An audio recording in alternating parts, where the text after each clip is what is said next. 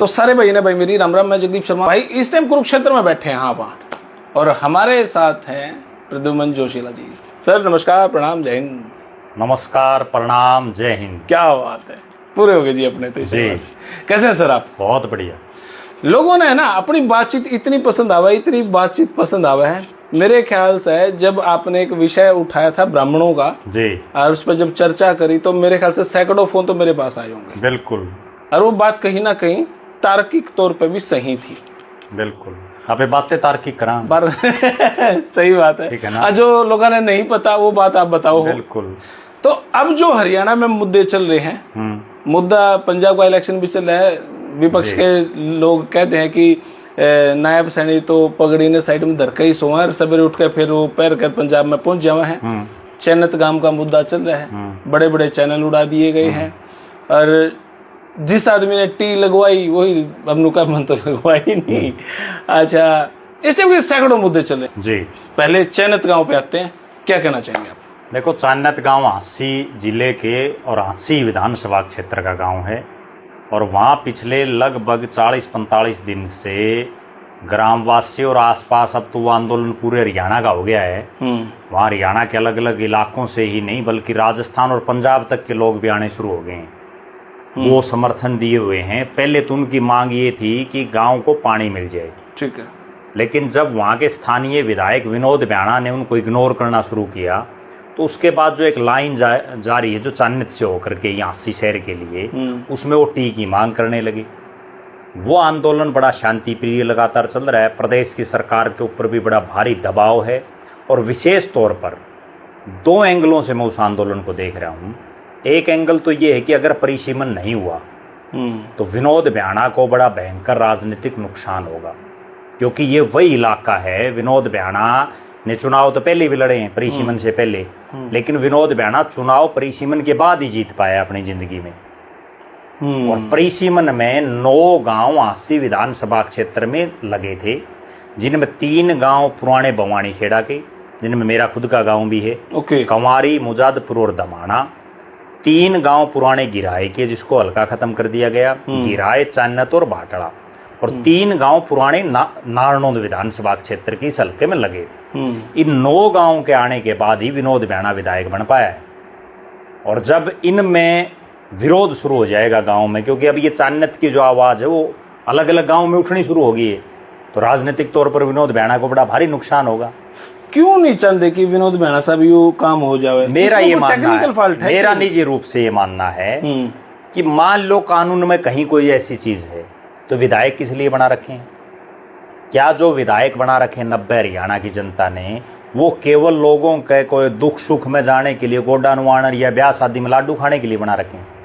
वो विधायक बना रखे कानून बनाने के लिए, कानून में अमेंडमेंट करने के लिए। अगर कहीं कोई कमी है तो ठीक है, क्यों नहीं विनोद ब्याणा ये आवाज उठा रहे?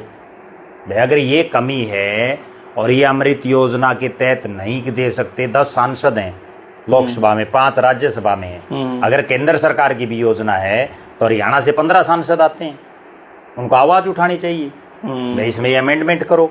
अभी जो है संसद का सत्र भी शुरू होने वाला है, विधानसभा का सत्र भी आएगा, तो उसमें बदलवा दें। या इसको उसकी तरफ तो घूम ही नहीं रहा मामला। मामला तो केवल विधायक की एक जिद है। और जहां तक है, कुछ लोगों का ये भी कहना है जो आंदोलन में जो बड़े बड़े आदमी घुस रहे हैं उनकी ब्याणा साहब के साथ बनती नहीं, उस 30 को वो एक दूसरे के ऊपर टकराव कर रहे हैं, इसलिए काम नहीं हो रहा। देखो, मेरा ये मानना है जो लोग लीड कर रहे हैं, क्या पानी केवल वही पिएंगे या केवल क्या उन्हीं के वोट हैं? वोट तो चान्नत गांव के भी होंगे, आसपास के और लोगों के भी हैं। ईगो पे आ गई भी ब्याणा साहब को अपना एक बड़ा दिल दिखाना चाहिए। ईगो पे आ गई भी बात, बिल्कुल, ये तो स्पष्ट तौर पर दिख रहा है। लेकिन मेरा एक और भी मानना है, और बड़ी एक कड़वी बात है जो मैं कह रहा हूँ जी, जितने ये आंदोलन हो रहे हैं ना, जब भी हुए हैं जी, तब बीजेपी को फायदा हो रहा है राजनीतिक तौर पर। क्यों हो रहा है फायदा? क्योंकि इन आंदोलनों में ज्यादातर जाट कम्युनिटी, खेती किसानी से जुड़े लोग, वो ज्यादा सक्रियता से और ज्यादा मुखर होकर के अपनी बात रख रहे हैं। अरे उनको नेता बनना है, इसलिए भी नेता तो नेचुरल बात है। देखो, जो भी कास्ट किसी भी स्टेट में सबसे ज्यादा पॉपुलेशन जिस भी कास्ट की होगी, तो उसमें चौधरी तो ज्यादा अपने आप होंगे, ये तो कोई गलत बात नहीं है, हर राज्य में ऐसे ही है। लेकिन हरियाणा में जितने भी आंदोलन अब तक हुए हैं, जी, जाट आरक्षण आंदोलन, जी, उसके बाद किसान मूवमेंट हुई, बीजेपी आ फिर गई, बीजेपी आ गई, जी, अब ये चाणक्य का आंदोलन है, फिर आप देख लेना बीजेपी को फिर फायदा होगा। उसका कारण है, कारण सीधा सीधा क्या है कि पानी सबको चाहिए, लेकिन मुखरता से कौन बोल रहा है? जितने लोग वहां भाषण दे रहे हैं उनमें आप ये उठा के देखो कि कौन बोल रहा है, उससे अंदाजा लग जाएगा। और उससे फिर जो बाकी जो जातियां लगा लीजिए आप, या जो बाकी जो लोग हैं वो जो है कहीं ना कहीं बीजेपी की तरफ डाइवर्ट हो जाते हैं। तो उधर तो सब न चाहिए आज के दिन। ठीक बात है। आज के दिन वो जमाना जा लिया कि भाई गांव में एक आदमी कह देता भाई सारा काम गिले है। आज के दिन तो बाबू बेटे की मानता ना बेटा बाबू घर में चार फाड़ हो रही हैं, पति पत्नी की नहीं मानता, पत्नी पति की नहीं मानती। एक बहुत गंभीर मैं बात बताता हूँ, चाणक्य की नहीं, हरियाणा के बहुत से ऐसे गांव हैं, और वो गांव हैं जो जाट बाहुल्य भी हैं और जो किसान बाहुल्य भी हैं। उनमें होता क्या है, आसी विधानसभा का मैं उदाहरण देता हूँ जी। आसी विधानसभा में विनोद ब्याणा खड़ा भारतीय जनता पार्टी का कैंडिडेट, ठीक है, राहुल मक्कड़ खड़ा कांग्रेस पार्टी का कैंडिडेट, ठीक है, दोनों शहरी। विनोद ब्याणा भले ही किसी समय गांव के सरपंच थे, लेकिन अब तो शहरी हैं बहुत सालों से, मक्कड़ परिवार भी शहर में रहता है। और इन दोनों के मुकाबले के राजेंद्र सिंह सोरखी हैं, वो आम आदमी पार्टी के कैंडिडेट थे, सोरखी गांव के, ग्रामीण इलाका है। भाई गांव के लोगों का दुख तकलीफ कौन समझेगा? जो गांव में पैदा हुआ, गांव में बढ़ा, गांव में रहता हो, जिसको गांव का पता हो वह कहाँ क्या समझ, सारी घाटबात गबेरा उसने। ठीक है, अब चाणक्य गांव वालों को ये दिमाग में रखनी चाहिए बात है, वोट देते समय उन्होंने किसको प्रेफर किया? या तो राहुल मक्कड़ को वोट दी या विनोद ब्याणा को दी? आपके हिसाब से क्या था? नहीं था, वास्तविकता बता रहा हूं मैं। चाणक्य गांव में राहुल मक्कड़ और विनोद ब्याणा को ज्यादातर वोट मिले। उस समय उन्होंने क्यों नहीं देखा भाई को ग्रामीण इलाके का आदमी भी है? उससे पहले वाली योजना, जो उससे पहले की 80 का एक इतिहास बताता हूं मैं, ज्यादा दूर भी मत जाओ। अगर हम 2000 से ही लगा लें, 2000 में वहां बना सुभाष गोयल शहर का, 2005 में वहां बना अमीरचंद मक्कड़ शहर का, 2009 में बना विनोद ब्याणा शहर का, 2014 में बनी रेणुका बिश्नोई जिसका हल्के से कोई लेना देना नहीं, 2019 में बना विनोद ब्याणा शहर का, ये फिर 2024 में बना विनोद ब्याणा शहर का। तो गांव वाले काम क्यों होंगे भाई? गांव वाले जितने गांव लग रहे उनने भी तो सोचना चाहिए ना ठंडे दिमाग से। भाई जब वोट डालते हो उस समय तो आप ये देखते हो भाई हमने तो बीजेपी का देना है वोट या हमने कांग्रेस का वोट देना है। उस समय ये तो देखते नहीं हमारा भला कौन करेगा। मैं किसी शहरी के खिलाफ नहीं हूं, लेकिन सच्चाई ये है कि शहर वालों के ज्यादा काम करेगा।